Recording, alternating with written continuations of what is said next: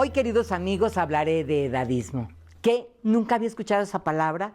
Pues le explico. Edadismo viene de edad y es definido como la discriminación de las personas mayores justamente por razón de edad, similar a la que se ejerce por razón de género, preferencia sexual, raza, discapacidades, religión, etc.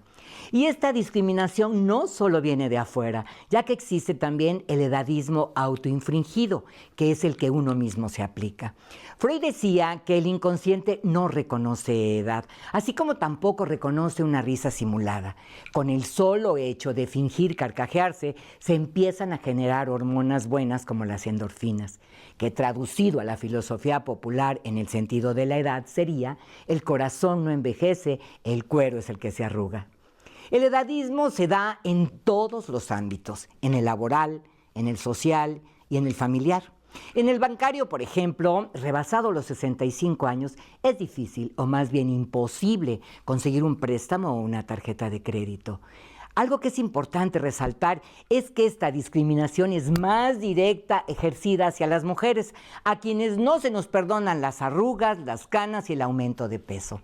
De ahí que aquellas que desempeñan trabajos donde la apariencia es muy importante deban recurrir al Photoshop o filtros y ayudarse con cirugías estéticas u otros muchos trucos de belleza. Y en algunos casos someterse a diferentes formas de tortura, como depilarse con cera, por ejemplo. ¿Lo ha hecho? Es dolorosísimo.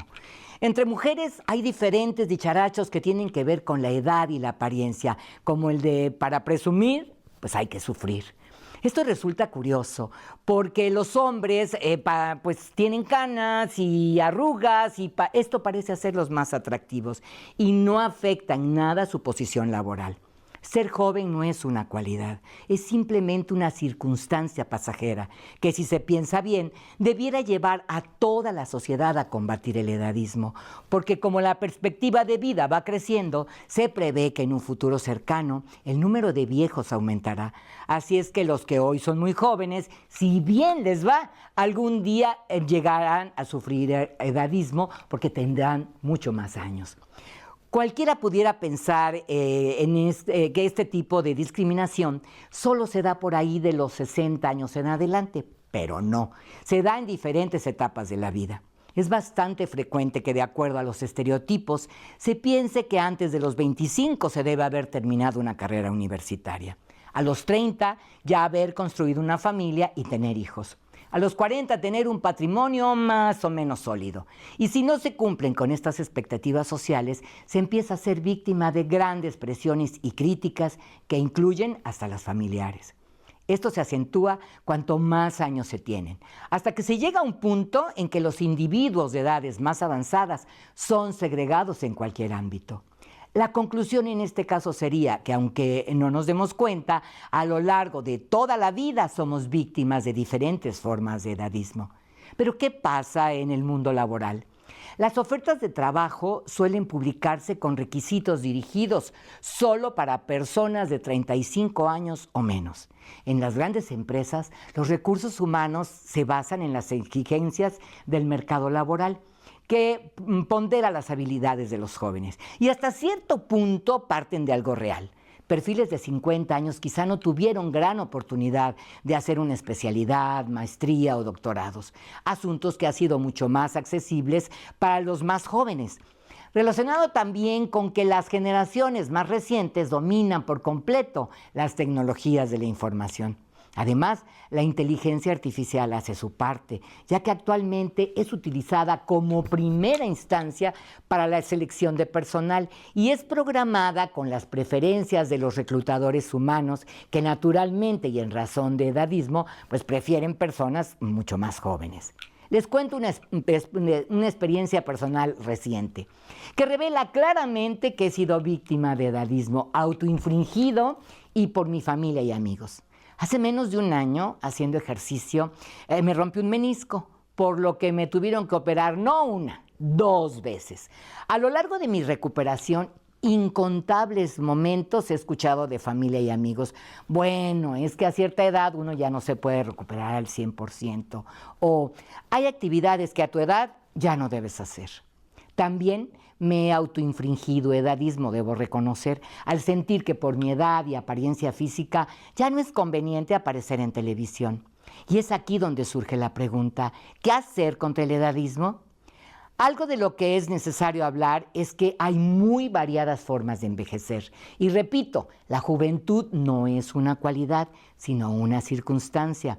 Así es que encontraremos personas de 70 años con muy buena apariencia, ágiles y además con un gran sentido del humor, que acumulan experiencias y conocimientos que hacen que puedan aplicar, por ejemplo, para una posición laboral contra personas mucho más jóvenes y salir airosos. Pero también encontramos personas que a los 40 años son auténticos ancianos, sin que esto suene peyorativo.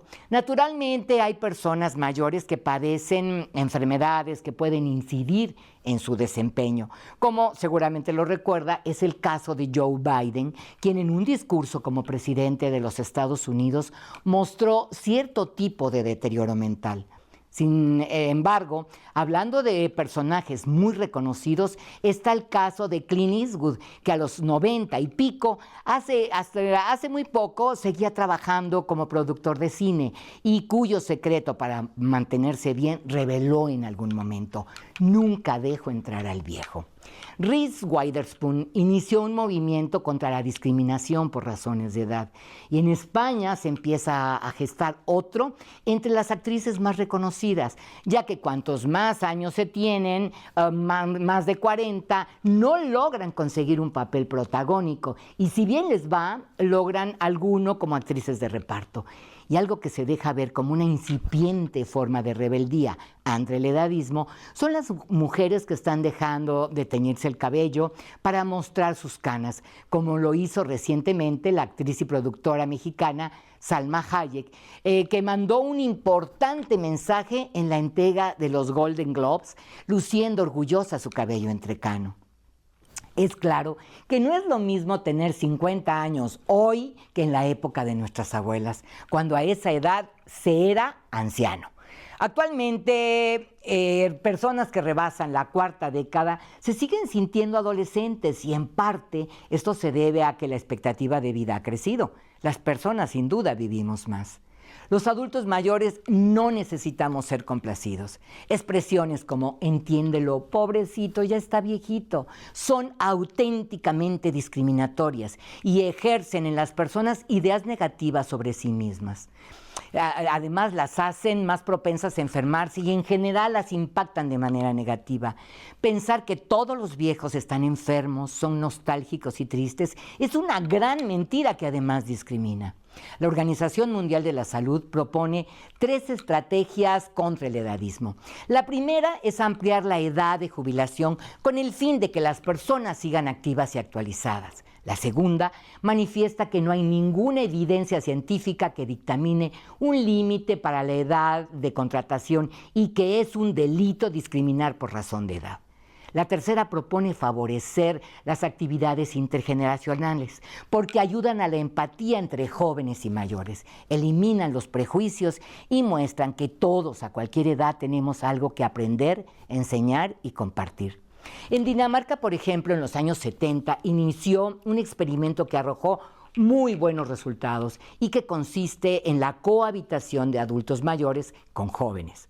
Por sus efectos, este modelo se ha replicado también en otros países. Los jóvenes realizan actividades más dinámicas, que requieren más esfuerzo, mientras que los mayores les proveen espacio en la vivienda y a veces también alimentos. En otras palabras, se ayudan mutuamente. Esta convivencia hace que se creen lazos fuertes entre dos personas de muy diferentes edades y que benefician a ambos. En cuanto a las leyes que protegen del edadismo, ya hay países que han legislado al respecto y algunos están en Latinoamérica y por supuesto en la Unión Europea. Y cada día se suman más a esta causa. En México, el artículo 1, cuarto párrafo, más bien reformado en 2011 de la Constitución Política de los Estados Unidos Mexicanos, que está dedicado a igualdad de derechos, dice muy claro a la letra: queda prohibida toda discriminación motivada por origen étnico o nacional, el género, la edad, las discapacidades, la condición social, las condiciones de salud, la religión, las opiniones, las preferencias sexuales, el estado civil o cualquier otra forma que atente contra la dignidad humana y que tenga por objeto anular o menoscabar los derechos y libertades de las personas. ¿Qué puede coadyuvar este mundo ideal? Les doy algunas ideas.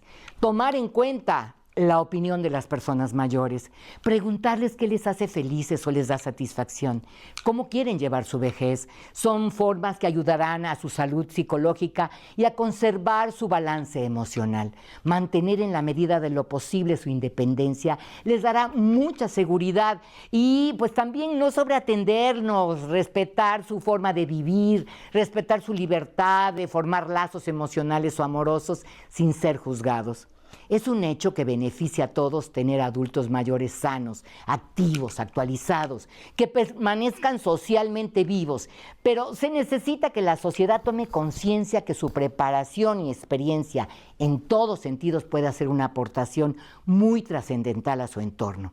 En ese sentido, tengo el ejemplo de un amigo muy cercano que no ha visto en la edad una limitante. Estudió la licenciatura de Derecho a los 64 y egresó a los 68 con promedio de 9.9, que obviamente le dio la excelencia académica y fue el mejor promedio no solo de la carrera, sino de toda la universidad. Y algo que vale la pena comentar es que era la persona de mayor edad entre los estudiantes, además de los profesores y del rector. La carrera de Derecho se sumó a la de Contaduría y Administración, cursada en su juventud. No lo ha detenido agregar calendario a su vida. Por el contrario, su entusiasmo, su preparación académica, aunado a su experiencia y educación, actúan siempre a su favor. En los últimos meses se presentó en el organismo público local electoral, mejor conocido como OPLE, para aplicar para un trabajo de capacitador.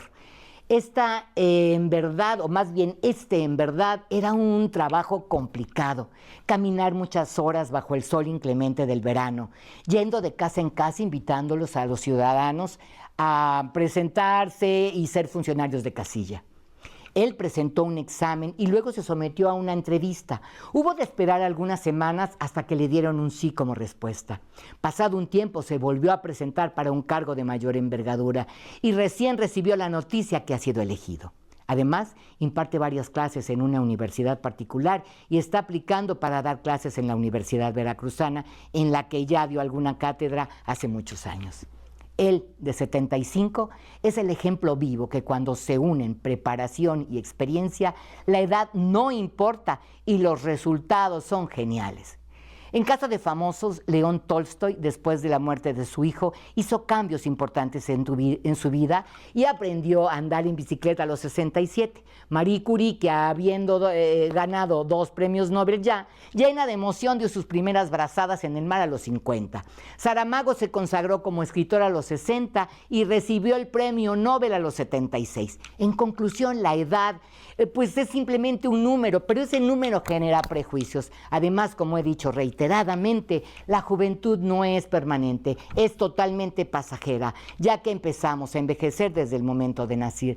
Así que si tenemos suerte llegaremos a ser pues con edades mucho más avanzadas, y estoy segura que todos queremos ser viejos con gran dignidad y en nuestra mejor versión.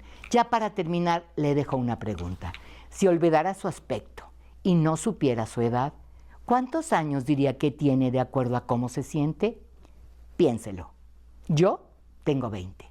¿Verdad que el corazón no envejece? Esto es Palabra de Mujer. Yo, Leti Casillas.